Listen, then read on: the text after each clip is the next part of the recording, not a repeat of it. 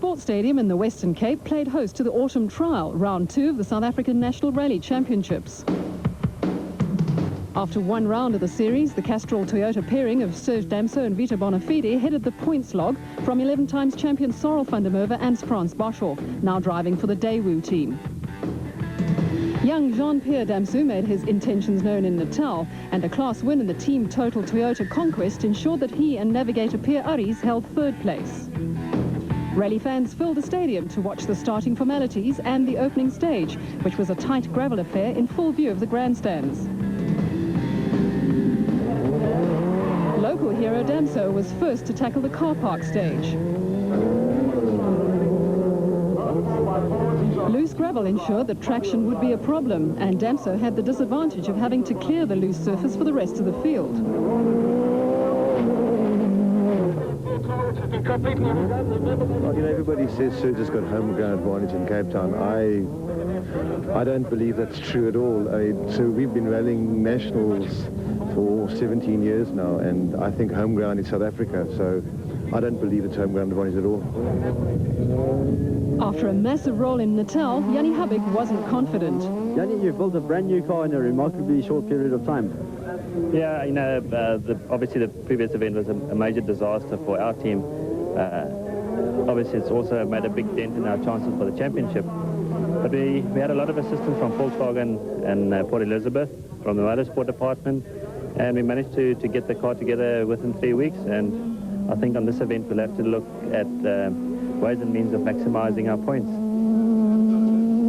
Sorel van der Merwe was next into the stage in one of the brand new 2-litre Daewoo Cielos, and a wrong tyre choice saw the maestro struggling for grip.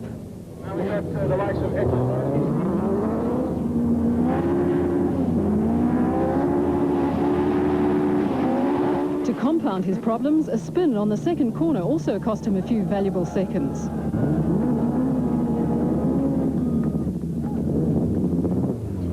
Fastest on this stage, though, was Etienne Lawrence and Robert Paisley in the Class S18 Team Total Toyota Conquest. Cutting corners seems to work pretty well.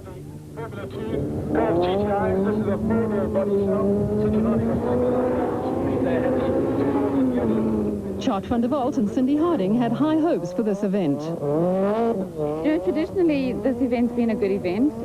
There are some nice forest stages this afternoon and tomorrow.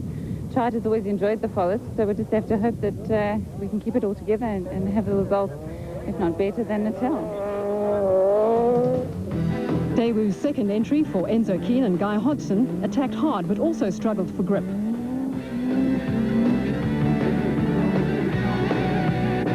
From the tight confines of Belleville, the teams headed over Sir Lowry's Pass to Botrofia and the first of the real forest stages before visiting Stellenbosch and Paarl in the evening and returning to Belleville for a final service.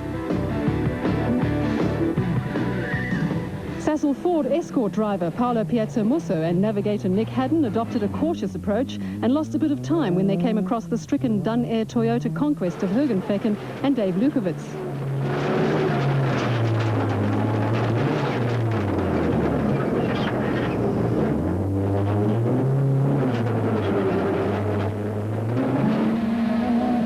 After a disappointing outing in Natal, Glenn Gibbons and Johan Seeling were hoping for a good result with the Hyundai accent. 200 off slow left, 100 slow left, do not cut.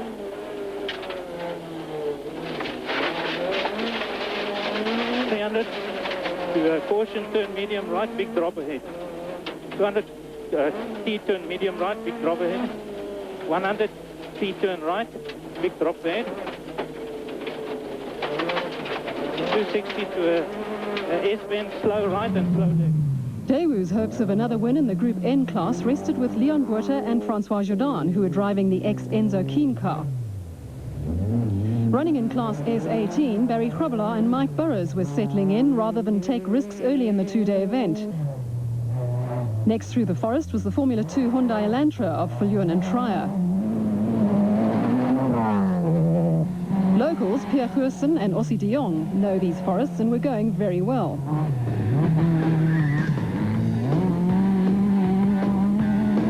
When van der Merwe arrived at the next service area, there were a few problems to attend to.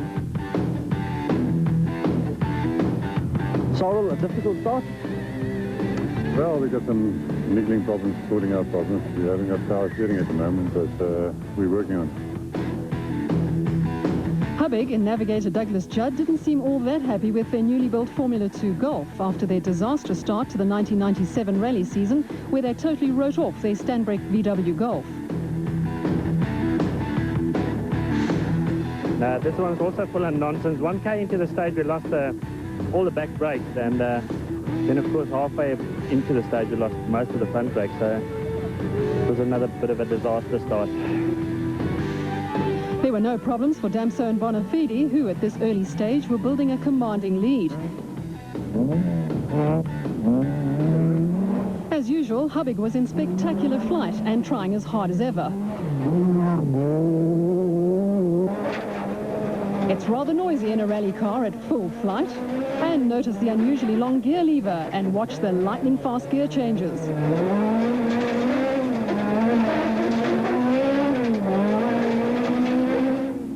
Despite still having power steering problems, Supervan was charging along and was second fastest on stage 3 behind Damso.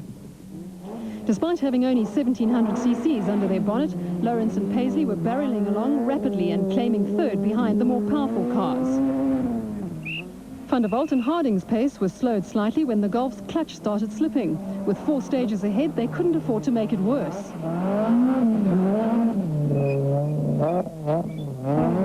A change of tyres transformed the handling of Kuhn's Daewoo, and he started moving up the leaderboard as his confidence grew.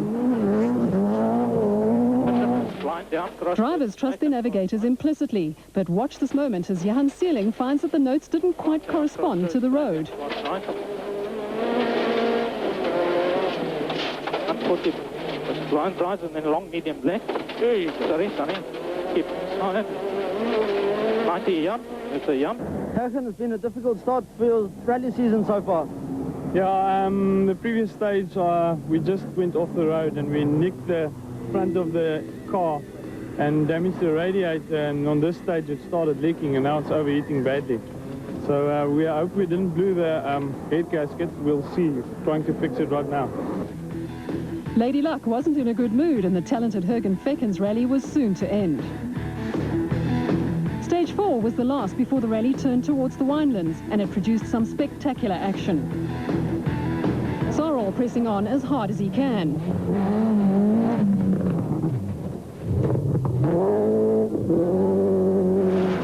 Trees flash past as Piazza Musso concentrates hard as he guides the 200-plus horsepower left-hand drive Escort RS 2000 down the narrow tracks.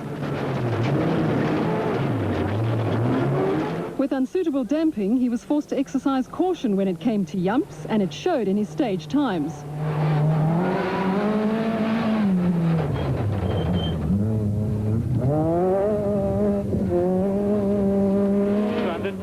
In-car camera action always makes for spectacular viewing. 300, cross the turn of hip and right, dip and yum. From the outside, it looks totally different.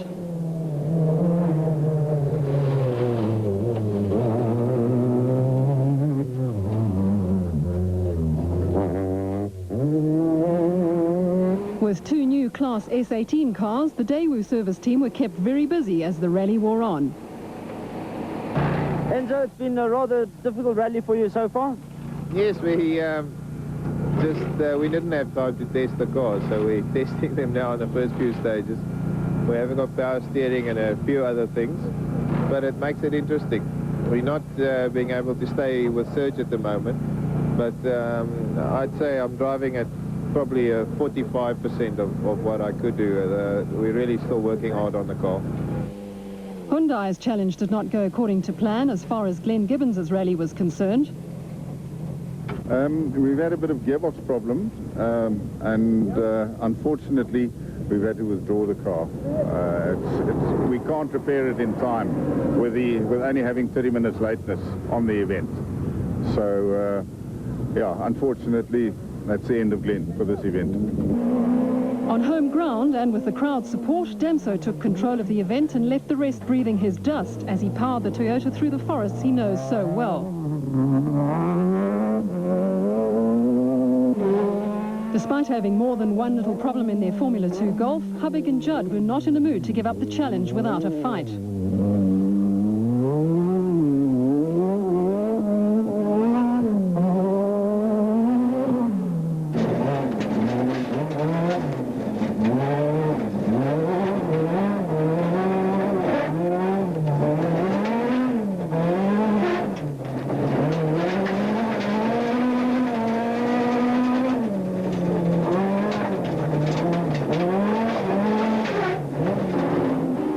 Reputedly, Daewoo's 16-valve motors produce more power than any other at the moment.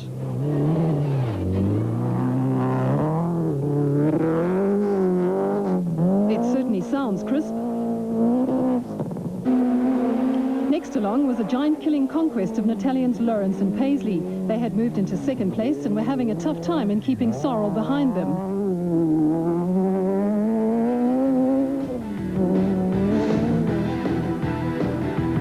By the time the leading cars arrived in Stellenbosch, the sun was starting its descent, and it was time to fit the lights. James, there's a lot of activity around your car. Yes, Steve. The battery voltage has dropped. We suspect a faulty alternator. The guys are just going to change the alternator now, because being fuel injection, if the battery voltage goes down, it obviously affects the performance of the engine. So the lads are just changing that quickly now. And of course it's getting dark and you're going to need lights as well. Absolutely. Enzo Keane always tries hard. Watch the Daewoo's front disc brakes glow as he brakes for a hairpin corner. By contrast, Piazza Musso looked far smoother in the Escort, but it is only his second outing in a car with big horsepower, and it's taking time to get used to.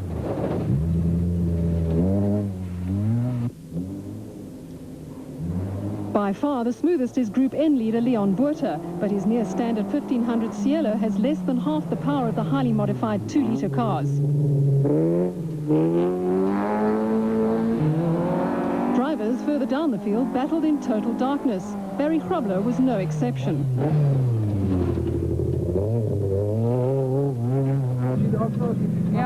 While Cindy Harding phoned home, her overworked driver was trying desperately to rectify a slipping clutch. Serge, you're leading again, but there's some stiff competition out there. Well, everybody seems to be trying very hard, and I must say Etienne Lawrence is going very well. It looks like he's lying second at the moment, so it's very good as we got first and second at the moment on the road, so I hope tomorrow everything goes well. And Sorrel's giving you a good go as well. Yes, funny enough, I mean, you know, we wrote Sorrel off a long time ago, but I must say he's really peddling his car very well, and he comes up with some surprise times. The final stage of the evening was a spectator special in Paarl's town centre.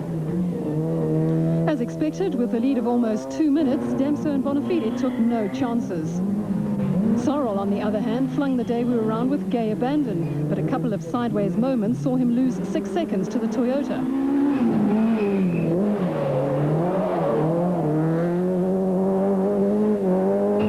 Smooth driving is usually the quickest option. Piazza Musso, a former karting star, bore that in mind and emerged from the test only 1 second slower than Damso.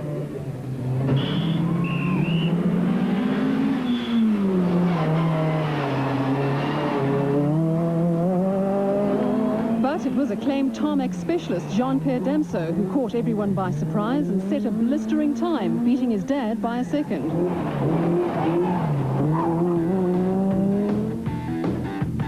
By the end of the first day, Serge led from Lawrence, while there was a good fight for third position between Van der Merwe, Keane and Hubig. Damso Jr. surprised everybody once again by holding down a top 10 position.